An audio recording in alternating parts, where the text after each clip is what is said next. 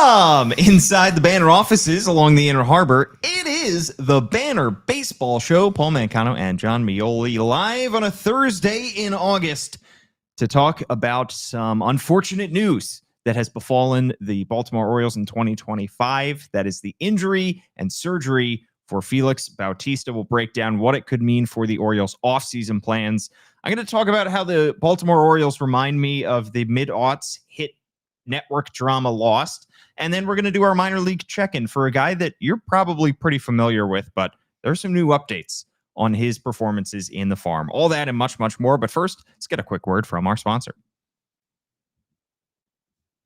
For the fifth year in a row, Toyota is the best resale value brand according to Kelley Blue Book's KBB.com, including the 2025 Grand Highlander, best in resale value for midsize SUVs. Toyota, let's go places. All right, John, the 2025 Baltimore Orioles are many things. They are a case study in what happens when you don't properly invest in starting pitching. They're a case study in what happens when all the bad things that can possibly happen at the exact same time. They're also a case study in how many injuries a team can truly sustain over the course of a season. And, well, we got another data point in that case study, and that is that closer Félix Bautista is expected to miss 12 months after undergoing surgery to repair a torn rotator cuff and a torn labrum in his throwing shoulder the other day. This sucks. It sounds like it hurts. Sounds like it hurts. Very few average people get Tommy John surgery. Very few average people have to go through some of the weird baseball injuries and surgeries. Rotator cuffs and labrums, those are pretty common surgeries for the average person. I think my mom has had to undergo at least one of those. My aunt has. Those are things that can happen to the average person just by doing normal household tasks. Yeah. Not necessarily throwing a baseball 100 miles an hour. But now Félix Bautista has not only had to undergo Tommy John surgery, but he also has two major shoulder surgeries in the span of 24 months. This is an absolutely brutal blow for him personally and for the Orioles. Yeah, I mean, if he watched all the movies that ever existed while he was recovering from Tommy John, what is he going to do in the next year? True. There are probably no movies left. He's probably watched a few Fast movies, I would if think. not all of them. Yeah. If next time we see him, we should definitely ask that. It might be a while before we see him again. It might be a while. Yeah, it's really challenging to kind of wrap your head around this. It's not something that, there were easily signs when in his last outing that something was wrong. And I think that pretty much every update was a red flag. I don't think there's been a time when, especially Tony Manzolino, but even when Brandon Hyde didn't have updates and said, we'll know at some point, we'll tell you when the surgery happens. It's right. Not, but when in the interim, when the MRI was so inflamed that they couldn't even figure out what was going on, that struck me as particularly bad. Not being a doctor, it's really challenging. This is somebody who found good form as the Orioles did. It was probably, they gave him more opportunities to close games. He's a closer. This is how it works. I think that you really end up with with somebody who was back to, I think you could say he was probably like 90% of Félix Bautista. Sure. And shoulders injuries are different than elbow injuries. I'm saying this is somebody who's not had to recover from either, but in baseball, you're able to recover from elbow injuries a little better. And the idea that Félix Bautista, with these shoulder issues that he's going to have to recover from now, 90% of Félix Bautista might be a dream. That might be the dream of what the Orioles are looking at going forward. And it makes a lot of things that they had to do in the next year, 2 years, however long, a little more challenging. Yeah, I was talking to Danielle Allentuck of the Baltimore Banner about this because she has undergone shoulder issues herself, has had to have shoulder surgery in the past. And she talked about how everybody that she's talked to on the doctor side, on the medical side, says this is a much different process and a much more uncertain process than elbow surgery. And quite frankly, the number of players that get and pitchers that get Tommy John in baseball is so high right now. They have it down as obviously to a science, but they have it down, nailed down month by month, week by week at times in terms of recovery because all these guys have gone through this process. This is not unprecedented. Other guys have had labrum, rotator cuff surgery in baseball before, but to have both Tommy John and labrum and rotator cuff, Shohei Ohtani had Tommy John twice and he had labrum surgery once. I don't believe that included rotator cuff surgery from what I could tell.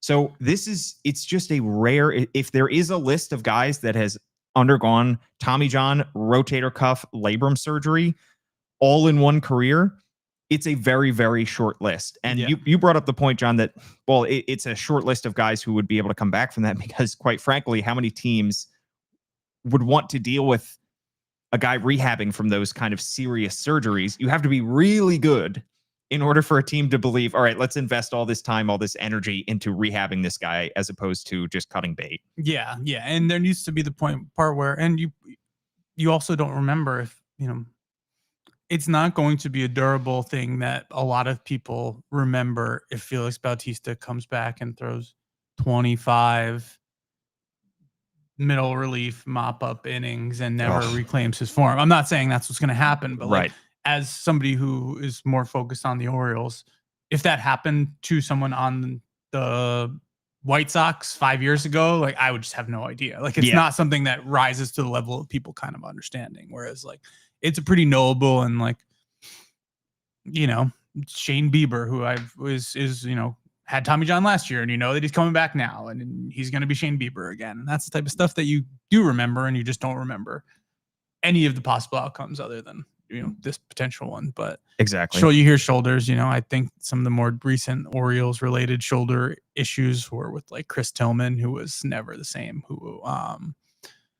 And that's really the one I was thinking about. So I shouldn't have said recent ones, plural. It's just the one that I'm thinking about right now. Yeah, it's not good. There really aren't that many guys who have had this happen to them, and it stinks for Félix Bautista personally, because he is a guy who worked very, very hard to get back to where he is now. And we were expecting that if he finished the season healthy, if he continued along his trajectory, he had a 2.60 ERA, 13 Ks per 9, obviously not still the dominant fastball, but you give him a full off season of working his velocity back up, and there's no reason to expect he wouldn't be close to all-star form again in 2026. And so this totally derails that. It's a long and lonely process coming back from an injury like this. Orioles gave the timeline of he's expected to miss 12 months. Obviously, that would put him at a return of August 2026.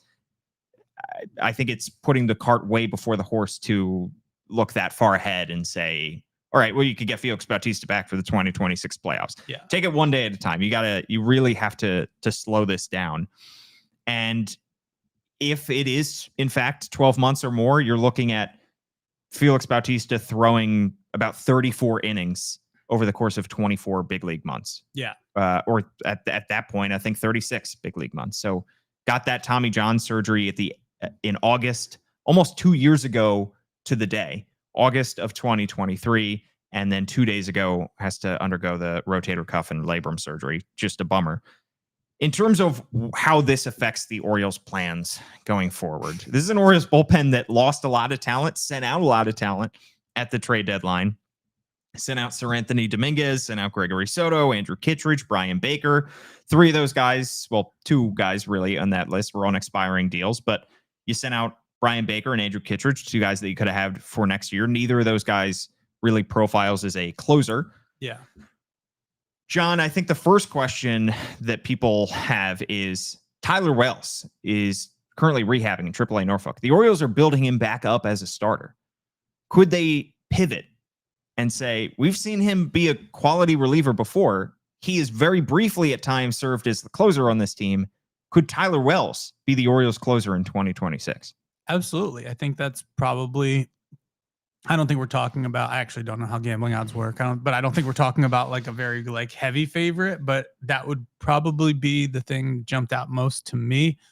I don't think there's any, that's not something that, when Félix Bautista went down last month that they said, Tyler, I know your plan is to pitch in Chesapeake this day and Norfolk this day, and we're going to change that. And you're going to pitch every 3 days in Norfolk for the rest of the season. Like you build them up the way you build them up. This is a pivot that can happen in the spring if you want to do it. And there's probably some adjustment period, but that's not something you need to necessarily decide now, but it's a good option. He was a pretty good reliever when he was a reliever. I don't have the stats in front of me. It's more anecdotal. I also know that the moments that he did close were sporadic in that first year when he was a reliever.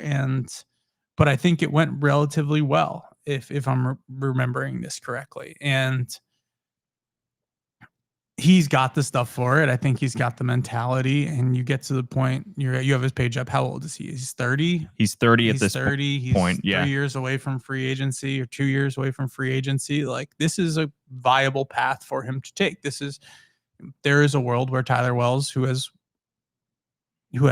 worn down as a starter as the season's going on the last 2 years, that he was a starter, can be a big leaguer for a decade at this point. And I'm not saying he can as a starter, but he is going to be in a very crowded rotation mix, and the Orioles are going to want to keep him, a candidate for that until they know they don't need that anymore. And that's, you knock on the biggest piece of wood you could possibly imagine, because you could have needed Tyler Wells.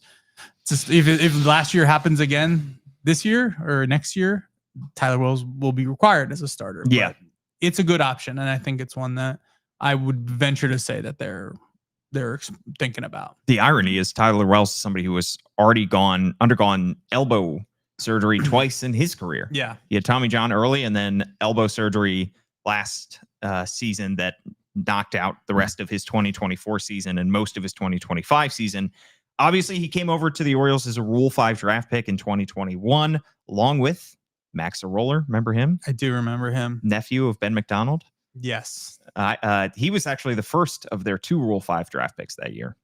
Yeah. And this was like coming out of COVID, and there was somebody I know who had seen Tyler Wells like before his injury, before the pandemic, and was like, nah. And really? Like that was my like impression of him, because it's one of those things you hear and you're just like, okay. Yeah. Noted. It's also it's a Rule 5 draft pick. Yeah. Yeah. And I mean, he's turned into an incredibly successful one. And if this is how he helps the 2026 Orioles, considering he was taken in 2021, sure. Yeah. He, in his career in the big leagues, has 227 innings as a starter, 46 games, 49 appearances as a reliever. Started his Orioles career as a reliever. They move him to be a starter in the rotation. He does that for a couple years. When Félix Bautista actually went down in 2023, they were really tinkering with him in the bullpen because they had so many starting options at that time. And then he moves back to that starter role and goes down with the elbow injury last year. Has a 4.23 ERA as a reliever and as a starter, and a 3.49 as a reliever. But he has the prototypical stuff, I think, to be a closer. I don't see this as a scenario where the Orioles go out and acquire a top tier closer in free agency or in trade this offseason. One, because those guys are very hard to get. There are very few of them that are year to year consistently good. I mean, the Yankees just got one of the best closers in all of baseball in Devin Williams last offseason, and he has not lived up to the hype. It's very hard to find those guys who are not going to fall off at some point. We're not going to have a down year. We all saw how the Craig Kimbrell experience went. I don't need to rehash that on this podcast. I know Craig Kimbrell often gets a lot of shade on this podcast. That contract was fine, I suppose, but that was not the ideal outcome. He was not pitching for you in the playoffs. I don't think the Orioles necessarily want to go down that road. I will say Edwin Diaz could opt out of his Mets contract. However, I would not touch many of these closers in free agency. I would certainly not touch Aroldis Chapman. Yeah, it's really challenging to see a world where, if you basically overlay everything we've talked about for the last 18 months about the starting pitching market and how you're paying over what a player is valued, and if you're trading for somebody, you're trading for over what they're valued for one inning.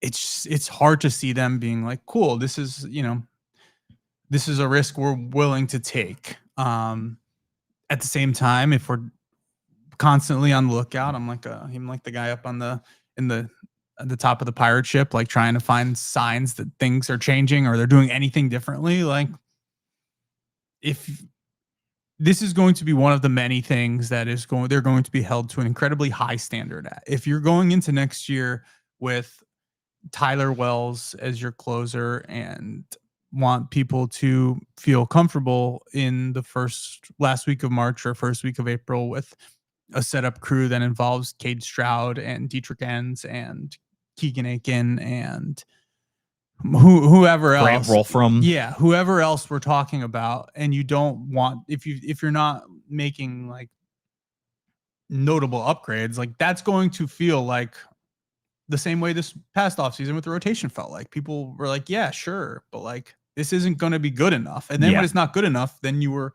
did a bad job and you were wrong. And that's not going to be something. I don't know how many times they can do that. And that's not to say like go sign a $100 million reliever for 4 years who's going to pitch for 2.5 of those and probably, and at the blink of an eye can stop being good. That's just kind of how it goes when they know, because they've done it over the course of 4 or 5 years, that you can get relievers to the big leagues and have good big league relievers very inexpensively or unconventionally. Yeah. But that's not to say that they shouldn't do the things they want to do in free agents. They have a pretty, Andrew Kittredge is like the shining star of their signing relievers experience. Like, and that's not, he wasn't bad, but that's just not saying a lot. Yeah.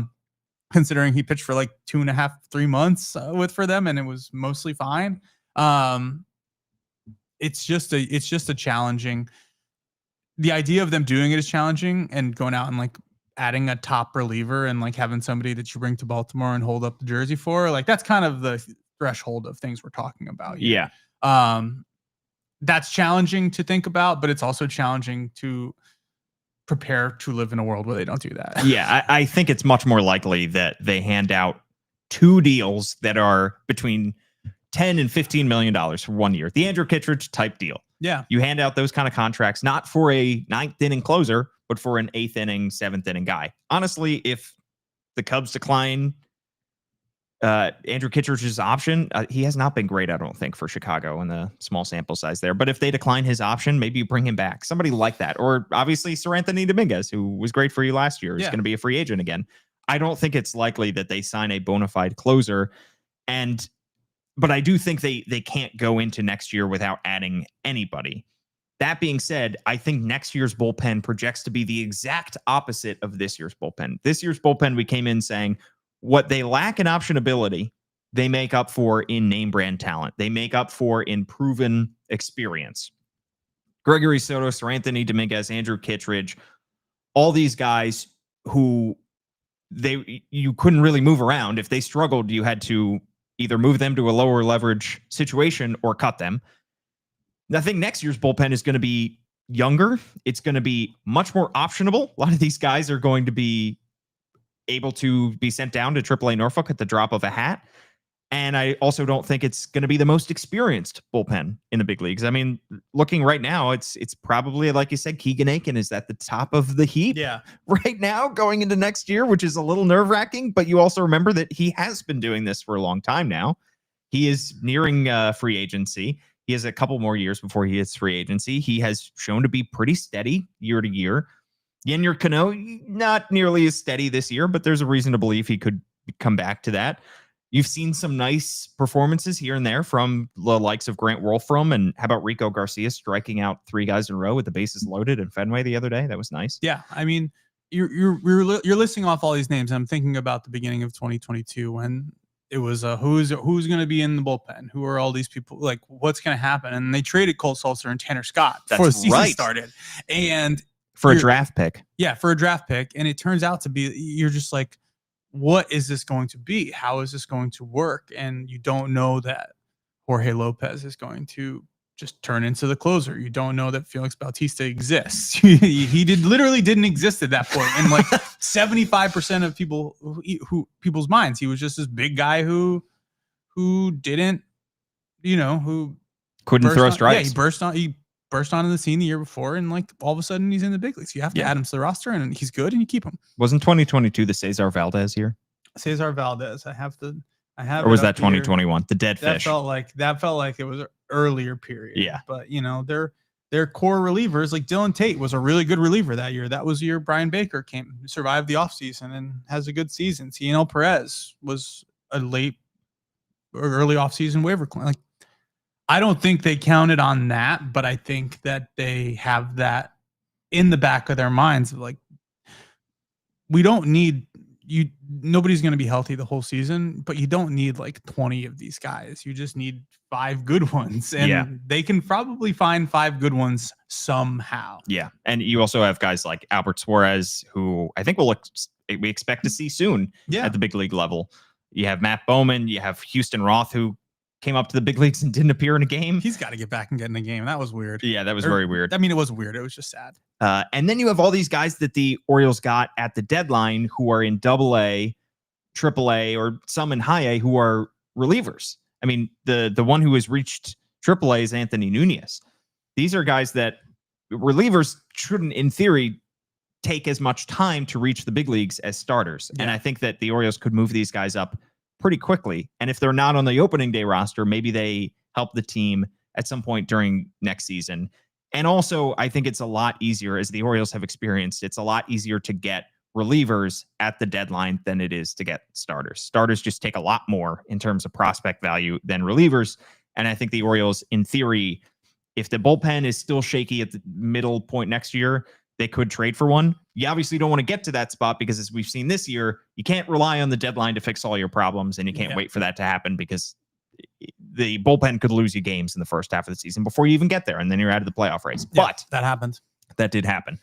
But I just, overall, it sounds weird to say, I'm not that concerned about the bullpen. Yeah, it's not. I would just say that it's not like a top of mind concern. Yeah. Even with this, like, they didn't have a meeting. What time did they announce that Félix Bautista had surgery yesterday? Sometime in yesterday. The afternoon. Yeah, they didn't have a meeting 2:00, I think. They didn't have a meeting at 2:30 with like all hands. Like, what are we going to do with the bullpen next year? Like, this has been on the radar. I actually saw Tony Manzolino like walking around the city, like right around the time of that announcement. He was on his phone. He was like on his AirPods. So really? Like, he wasn't at a meeting at that point. He might have been listening to a meeting, but he wasn't at a meeting. And you stopped him and said, Tony, Felix. Another guy. It's it's like my soccer team, Tottenham's like former manager. His name's Ange Postecoglou, and there's a quote going around because we got like got a player we were going to buy was hijacked by our rivals and the manager last year. Spurs had a lot of injuries too, and like there's like a quote graphic going around like every time I think that the light is coming at the end of the tunnel, it turns out to be a train. And I'm sure that's what he's feeling right now. He's like, oh, look at us. We're good. Like Jordan Westburg, Adley Rutschman, like Félix Bautista confirmation. It's like, there's been a lot of trains in his life, but all I'm saying is I don't think this is the top of anyone's mind. I think that, and this goes for a lot of things. We say we're looking for the reasons to think that something's going to be different or anything has changed. I don't have the impression that that they have lost conviction in themselves and what they do well. And we saw that with getting Dylan Beavers and Samuel Basallo to the big leagues. And I think we've seen that in a lot of ways with some of the improvements that they've made to pitchers on the big league side and minor league side. Like, they're not going to stop thinking they can turn guys into useful major league pitchers just because they lost a bunch of games in April and May. Exactly. All right. Well, that is going to be a topic that we are going to follow closely as we get closer and closer to the offseason, and then throughout the offseason as well. I want to talk about how I've been watching a show, John, on Netflix, and I've downloaded a bunch of episodes for my impending plane trip to France, which I was planning on recording this episode, putting it in the bank, and then running this back next Tuesday. But Félix Bautista's injury just necessitated a live episode this week. So unfortunately, we won't have an episode for you next week because I'll be in a different country. But Lost. Okay. You've never seen it. No, you skipped that era? You're gonna smile as I say this, but like, once it became a thing, I couldn't do it. Like, I wasn't there early enough, and I was not. That's very you. Yeah, no, it's 100%. It's, and like, this is probably like late high school, early college for me. Okay. And everyone's like, oh, we gotta watch Lost, and I'm like, nah. Wow. No, I don't. That was me with Game of Thrones. Okay. I never got into it. Once I missed the boat at the beginning and everyone was obsessed with it, the contrarian in me didn't want to see it. And then I watched it years later, and I won't lie, I'm not the biggest Game of Thrones fan. It's not for everybody, but it's like, I was told it was for everybody. That was what was annoying. Everybody in my life seemed to be talking about it. And I was like, am I the only one? I think it's also the type of thing where like, if you were, and I guess, I don't know, I didn't watch Lost. I don't know what you think of Lost, but I feel like it's probably find out. It's probably a parallel experience where like it's really hard to stop watching a show. Yes. Like once you're watching it. And if you're just doing it all at once, you're like, wait, what is this? Why are we doing this again? Like, I think you have a different experience if you're like, oh my God, I can't wait for Lost to come back. I've been waiting 14 months. Yes. You know, like, I don't have that now because it's binge. Yeah. It's binge territory. It's on Netflix. I don't have to wait all that time to watch these shows, which is great. But I am I started from the beginning. I tried to come in with no preconceived notions. I started from the top, and I just fell in love with it. I mean, it's just right out of the gate. It does a phenomenal job of keeping you interested from episode to episode and always ending with some kind of cliffhanger. Seasons 1 and 2 were phenomenal. They left you a little bit wanting, and that's by design because they want you to keep coming back for more, but they were phenomenal. And that's why they remind me of the Orioles 2022 and 2023 seasons. 2022, it was like Adley Rutschman gets called up in May. Gunnar Henderson gets called up in August. They miss the playoffs, but you have Félix Bautista pitching, chaos coming, and you're believing, all right, this team, I really like what I've seen here. This team is going to be good. No, they didn't make the playoffs, but I like where this is headed. 2023, they're gangbusters out of the gate. They win 101 games. They're phenomenal from start to finish. Everybody looks good. All their young stars are hitting, and they don't make they make the playoffs, I should say, but they get bounced very early by the Texas Rangers. So it leaves you wanting a little bit. And that's how the first two seasons of Lost are. Yeah. Phenomenal, but there's so much mystery there that you really don't know where this is headed. And then it gets to season 3 and the 2024 Orioles. And you're like, all right, it's pretty good, but you start to see a few cracks here. You're like, all right, we're jumping around here. You know, it's got a really confusing ending. It feels like, I still feel like we're in good hands, but I didn't love everything I saw there. Okay. Then you get to season 4, which is the 2025 Orioles. And the train is starting to wobble a little bit more on the tracks. The smoke monster is coming out and killing a bunch of people. You have a character who has appendicitis, which I feel like is it's like the cheapest TV script writer's room just out for fake drama. That's how I feel about the 2025 Orioles. Yeah. It shakes your belief just a little bit in everything that's going on. It's like, all right, you start out the season, you can chalk a lot of it up to injuries. You can chalk a lot of it up to really bad performances at one time, but don't deny it, John. There was definitely a moment there, especially when the Orioles were losing as many games as possible and they fire Brandon Hyde, where we're all thinking, is this going to work? Are the Orioles going to get back? Did you ever have that doubt? Did I have that doubt of like, was this like, I felt, I don't think I did, because seeing like when people are like, everything is terrible, like everything they've ever done is like nonsense, like this was never going to work. I felt that was just like kind of silly. Yeah. And I would see that, and I feel like I was obviously stopping well short of that. And I think that was kind of the thing that was what made it so harrowing. So it was just so disorienting. It was, and I'm sure that's what you're dealing with now. And people, it's like, these are the same characters. Like, yes. Why am I not enjoying this? So-and-so is still the same. Adley Rutschman is still the same person. Like, this is still Gunnar Henderson out there. Like, what is going on? And I think that's something that,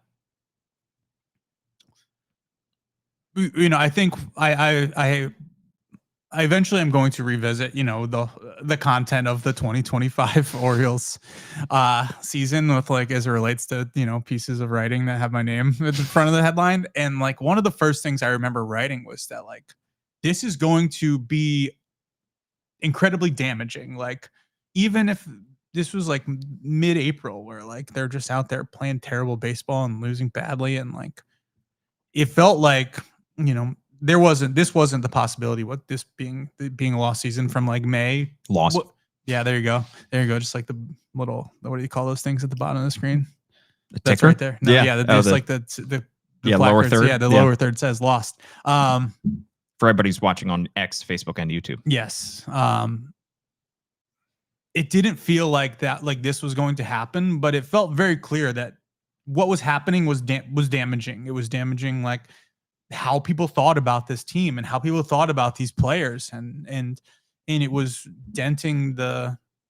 It was shaking people's confidence in the whole operation. It was, and it felt to me, as somebody who was kind of operating as like, this isn't going to be perfect. You know, Gunner's coming back from injury. We're still trying to figure out what Adley. There's no Cowser. Like Westburg's hobbling around. Like, thank God Cedric Mullins is hitting. All this stuff will come around eventually. Like, as somebody who was in that, you know, living in that tent, it was still very easy to see that this was going to be really damaging. Yeah. Like, people were pissed and people were not happy because they could not say, oh, that was last year, this is this year, this is different things, because the problems were the same. And all the issues that they thought were going to happen, whether that was like whether those concerns were well founded in like how baseball and the world work, or it was just because that's what they were concerned about, doesn't really matter, because they ended up coming true and people were worried about them. And if this team went whatever they were in April, like 13 and 15-28 or whatever it was. Oh, if it was half that, and they were like, you know, 8-15 and going into May, and then they turned around and made the playoffs, everyone would still be like, well, yeah, but they sucked in April. Like, this team isn't actually that good. And like, once that happens, it's not going to unhappen. And that's what they're dealing with right now. And I think we talked about last week individually, like, Trevor Rogers is awesome, but he still had those terrible starts and was throwing like 90 and couldn't get anybody out the first time anybody saw him. Like, that's always going to be there. Like, Colton Cowser can figure out whether he wants to hit 30 home runs or have a 430 on base. And he's still going to be a guy that frustrated people for 2 years. Like, all this stuff is like, Adley Rutschman could just turn back into Adley Rutschman. And he still had a year where he was not Adley Rutschman, and people are just going to remember that. And like, that's kind of what it seems like is happening with Lost, to kind of bring it back. Yes. You're just like, you don't know what's going to happen. And most people who are listening to this and watched it do know what's going to happen. And they're saying, oh, Paul, like, it's going to go poorly. Yeah. You should just like get out now, or you should know, but like, you're not going to be able to, you know, say there's an alternate universe where Lost ends well, which I believe is not the universe we live in. It will still be like, but those seasons were weird. Like, yeah. That's just this is going to be like forever. And if you're sitting in the warehouse, you're looking at, you know, computers that are driven by thousands and millions of data points that can tell you like, yeah, if this happens, there's a probability that X will happen in the future. So it's okay to feel good about it, or this is actually concerning. Like, they are dealing with the like raw numbers and like the reality of it. But for everybody on the outside, like, this is the way that this season started, and the way that this team has gone has kind of like undermined a lot of things. And it's not to say you can't rebuild on it, but it's just like, it's undercut a lot. Definitely. I couldn't have put it better myself. And I just finished season 4 last night. There are 2 more seasons. There's season 5 and season 6 remaining of Lost. I've heard nothing but bad things for the final 2 seasons. I am, however, going to watch it until the end, because I'm too intrigued now to not see how it ends, but I've heard bad things. The Orioles can't let the next 2 seasons be season 5 and 6 of Lost. Yeah. They have to get this train back on the tracks. And, and I don't know how you do it. I mean, it's a difficult task. There's a reason the writers failed to bring it home, apparently. And there's a reason so many of these promising teams fall apart. But they have to figure out, the biggest thing is figuring out, okay, what from 2025 is real? What is a thing that we got wrong? And what isn't? What is just bad luck? What is bad process versus bad luck? Yeah. And that's the hardest thing for them to determine. They're going to do their best. Mike Elias is going to do his best to try to figure it out. They just cannot let this thing go off the rails. Yeah. And I'm not sitting here, you know, this isn't like hard and fast reporting, but as this is like the 3rd time I've mentioned, I'm hypersensitive and hyper vigilant, looking for instances where they think anything needs to significantly change. And all of my anecdotal evidence that I'm gathering is that they do not have any issues with the processes that led to this. Like, if they don't like the outcomes, but they're not like they're not like self-flagellating about like, and I have 2 questions. Are you going to download, like, are you going to watch episodes on the plane? Yes, Is that, I have. okay. Yeah. Okay. And 2, this is like bad podcast partner.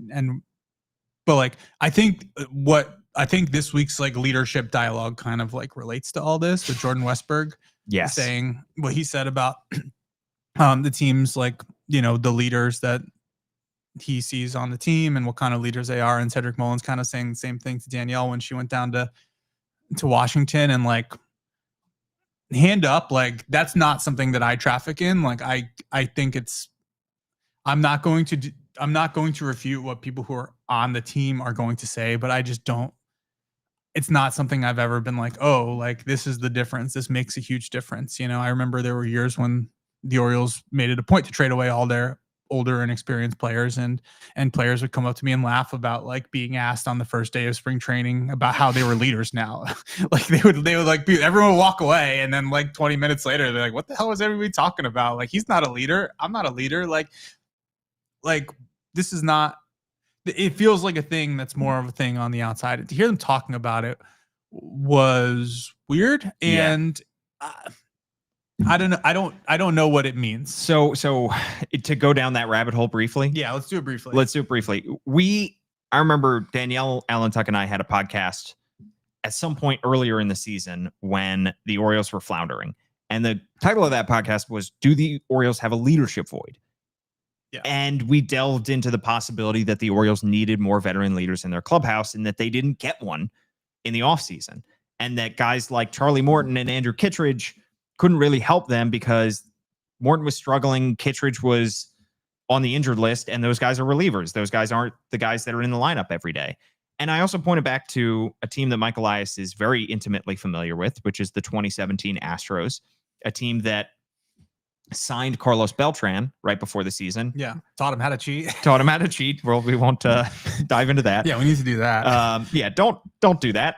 Don't get somebody who's going to do that. But in the book Astro Ball by Ben Reiter, he goes into how much of an impact Carlos Beltran had in that clubhouse. Don't get somebody who's going to bang on trash cans, but do get somebody who's going to come in and help you. And Carlos Beltran had negative WAR that year, but they won a World Series, and he was a big part of changing the culture, changing the leadership style of that. And then when John, you and I went on the podcast a few days after that, you said, I'm glad I skipped that conversation. Yeah, no, I don't want to have for that me. That's not for me. And like, it's not because it's not valid. It's just like, show me a team that's good and everyone's performing up to their capabilities that has bad leaders.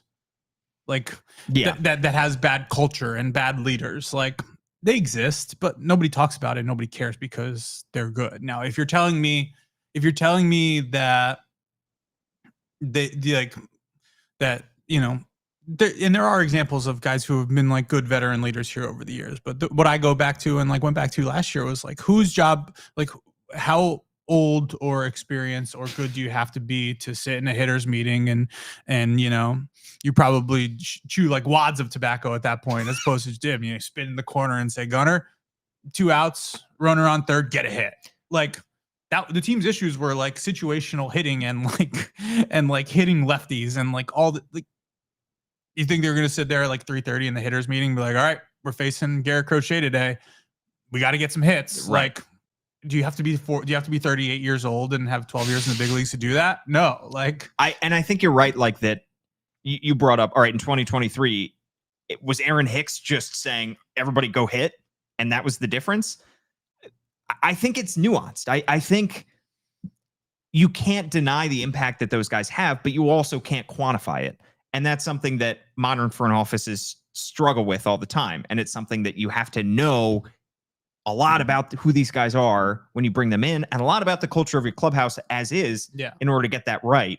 So no, I don't think there's, you know, you necessarily need a rah-rah guy who's going to come in and kick ass and take names and tell, you know, Gunnar Henderson, poke him in the chest with his finger and say, if you don't get a hit with 2 outs and runners in scoring position, you know, they'll be held. I'm going to punch you. But also, I mean, think about the old teams before we were born that did, you know, they would have fines for players that committed an error over the course of a game. Like they would have the kangaroo court after the games, and they would somebody would wear a mop on their head and be a judge. And there is something to be said for guys holding each other accountable. And it's not quantifiable, but you also can't watch the way this team played in the first 2 months of the season and say that they played with any life, with any vigor, with anything other than joylessness. Yeah. I mean, that was hard to watch for so many reasons. And look at the way that they've played over the last 2 weeks after they get Dylan Beavers and Samuel Basayo and they inject new life. Like, this kind of stuff does matter. I think the Orioles benefited in 2023 from Colton Cowser getting called up in July and being the fun, goofy, lighthearted guy, even though he hit 115. Yeah. Like these personalities, these clubhouse personalities matter. And ultimately, these guys who are in the clubhouse have to be leaders themselves. I mean, Jordan Westburg is such an old school, grinded out baseball guy that I think he does look at this as, we need a leader here because it does matter. But Adley Rutschman, Gunnar Henderson, these guys have to stand up, stand in front of their lockers, talk to the media, talk to their teammates, set a culture, set a tone. I know Gunnar's 23, Westberg's 25, Adley's 27. You know, whoever you bring in this offseason, they're going to have to step up regardless of whether somebody's shouting in their face or not. Yeah. Yeah. And I think all of it comes down to, these players were not playing to their capability. It's like chicken and the egg. Like if Gunnar had a 900 OPS the whole season, he probably would have been a lot happier to speak up, and he would have had less stuff to worry about other than the fact that like 50% of Gunnar his plate would appearance. though? I feel like he still feels he is still one of the younger guys on this team. Yeah, but it's also if Gunnar Henderson doesn't miss most of spring training and face every nasty lefty who exists over the first month of the season, he's playing like Gunnar Henderson, and this is not a conversation. Right. If Adley Rutschman, who is the biggest like let's have the team win today guy, was helping the team win, everything would be rolling forward as opposed to snowballing backwards. And Jordan Westburg is not trying to make his hamstrings not feel like he's trying to fix his hamstring so he could walk and get hits. Like I think there's a lot more of that. And there needs to be the quality. And hey, we're going to run into the same issue that the Orioles ran into last year with this, is that there's not going to be, you're going to look at the Orioles lineup or projected lineup or where they're lined up in like the end of October, and there's not going to be a very obvious spot to fit in like a capital D dude who's going to be, or a capital DH as in Kyle Schwarber, which I think everybody would look at as this guy is a clubhouse leader, and he's a dude. Like that's like a guy who's like you like who like walks into the room and you're like, yep, and then he goes out on the field and you're like, yep, like that's it. That's what you're looking for. And like there wasn't room for that this past offseason. There was room for Tyler O'Neill, a right-handed hitting outfielder. Like you're shopping in a very specific aisle of the store, and he's also not that type of player that we're talking about. And you just end up with these, it has to be all the things. And I think if the Orioles players who they want to be leaders were playing better, this would not be a thing. But now we're talking about adding, Dylan Beavers and Samuel Basayo come up, like for better or worse, they're going to struggle at some point. Like they're going to be, but they're still a part of it. Those are two more spots on the roster that are not occupied by a 32-year-old who has seen everything. Yeah. That's just the reality. And there's already no spot for that type of guy as it is. Maybe. Yeah. Maybe. Yeah. Well, we'll get into it in the offseason. I still feel like there is a spot, but this is a already 45-minute podcast that I was expecting to be 25 minutes, but I'm glad we had that conversation. Let's do it. Yeah. I just also do wonder though, John, if your opinion, given what you've heard from Cedric Mullins when he talked to Danielle Allentuck as now a member of the New York Mets, and what you heard from Jordan Westburg the other day, has your opinion changed on whether the Orioles, quote unquote, do need a leader? Yeah. I mean, I'm not going to say like they're wrong.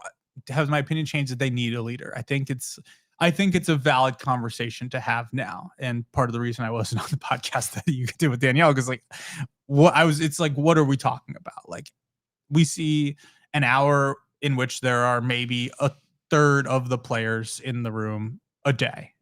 And we see how we judge. We see how they are after games when they win, which is happy, and after games when they lose, which is miserable. Like I wish I could explain to people what it's like when you walk into a clubhouse after you lose a game. Like, it is the exact opposite of what it is when you walk in after a win. Everyone is just sitting there like slumped down. It's like the scene from Moneyball. No, it's like what's the face? Who's the guy?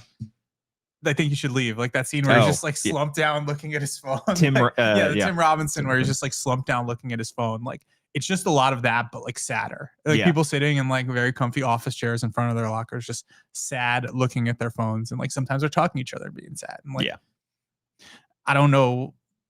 That's just what it is. Like we judge on very little, and I'd personally think there's a lot more knowable in sitting in chairs like this and sitting in front of computers and writing and talking. Then there's a lot more that's knowable and easier to talk about, and we can have more perspective. That's fair. On then. That's very fair. But now that they're talking about it, I guess we could talk about it. I still don't want to though. Like while we have more insight into the clubhouse, into these guys than the average fan, there is so much that we don't know. Yeah. Like you said, we're in there for an hour and a half total. We're not in the dugout during the game. We're not in these private conversations with these guys. We're not in the manager's office. Like there's so much that we don't know about how these guys interact with each other. Yeah. Anyway, all right, let's get a quick word from our sponsor. On the other side, we're going to do our minor league check-in. Cool. For the fifth year in a row, Toyota is the best resale value brand according to Kelley Blue Book's KBB.com, including the 2025 Grand Highlander, best in resale value for midsize SUVs. Toyota, let's go places.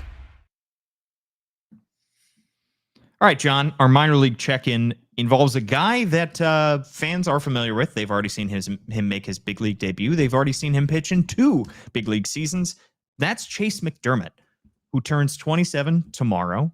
Happy early birthday to Chayce McDermott. HBD. Somebody who very quietly fell out of the Orioles' top 30 prospect list, according to MLB Pipeline, I believe. That's weird. I last time I checked, I'll double check that, but isn't that kind of crazy? Yeah. Yeah, it is. So 2 appearances in the big leagues this year, 7 earned runs and 7 2/3 innings. 1 was as a start, 1 was as basically a starter. He had an opener before him. And then we've talked about this for a while, the possibility of him being converted to a reliever. Mid-July, the Orioles ripped the Band-Aid off. They convert him to a reliever. His first appearance out of the bullpen does not go well. Second appearance also allows a run. But in his last 6 innings, he has not allowed an earned run. John, what do you think of Chayce McDermott, the reliever? I think this is what happens at a certain point when you get to your late 20s and you're a guy who hasn't had the most success as a starter, and like there's nothing wrong with it. It's push and pull, as you're talking about and writing about pitching prospects and whatnot, to say, oh, like so and so's a reliever, so and so's not a reliever, like, oh, he's not a starter. Like you're a starter until you're a reliever, and then if you're like a lefty who throws 91, then you don't get to be a reliever. But if you're a starter who throws like a right-handed starter who throws in the mid 90s and has pitches, you get to be a reliever. And often you get to be a better reliever than you were a starter. I mean, he's throwing harder at this point in these shorter stints. He's got a little more. It's never been an issue of, I think it's more like spot. It's more like an issue of like spot command than area command with him. Like when he's around the zone and in the zone, he's really hard to hit. He's really hard to square up. And that's always been the case. And he's not able to do that for whatever reason, whether it's mechanical, whether it's like mentality. And there's countless examples of guys who everyone's going to say, not everyone, because I don't think Tyler Wells actually prefers being in the bullpen. I think he likes being a starter. But like you hear a lot of people, Mike Baumann, like he was like relieved when they made him a reliever finally. He was like, now I could just go do this. I don't have to worry about, am I good enough starter? I don't need to worry about being back and forth. Like once they said you're a reliever now, he was like, cool. Now I get to go do this, and like it's gonna be good. And like I think there's probably an element to that with Chayce McDermott. At this point, he's been in Norfolk for the better part of 2 years. Yeah, he came up in 2023. He was great in Norfolk in 2023. Yeah, and then he makes his debut last year, and he didn't really get a chance to rework on the things that he learned in that start because he got hurt right after. He gets hurt in spring training, And one thing that there are examples of, I think there are probably many examples of, I believe Dylan Tate, Hunter Harvey, once the Orioles kind of flip this switch and be like, you are a reliever now, it's pretty quick, but so they can get him to the big leagues. Like DL Hall. Yeah, DL Hall, same thing. That was who made me think of this to begin with. I think there are a lot of examples of like once this switch gets made, it's a lot smoother ride. There's not to say there's a lower bar to get like moved up quickly and get big league experience, but there are fewer boxes to check, because if you're just doing it and you're out there like letting it rip and filling up the zone with good stuff, that's what you need to do to be a reliever. So might as well do it in the big leagues. Exactly. I'm interested to see if he comes back up to the big leagues at any point over the final month, if they keep him down in AAA, and what their plan is in the offseason for him. Is this it going forward, or do they try again in 2026 to make him a starter? Because there were a couple of years there with DL Hall where it was a little bit back and forth. Yeah. Well, we'll see. We will not have an episode next week. We will have an episode the following week. At John Meoli is his handle. I'm at Paul Mancano, at All Banner Sports. Subscribe to the Baltimore Banner, $1 for 6 months. Subscribe to Inside the Dugout, John's wonderful newsletter. And subscribe to the Banner Baseball Show anywhere that you get your podcasts: Spotify, SoundCloud, Apple Podcasts. Write us a 5-star review, and I will read it out here on the show. Thanks so much for tuning in. For John Meoli, I'm Paul Mancano. We'll catch you next time.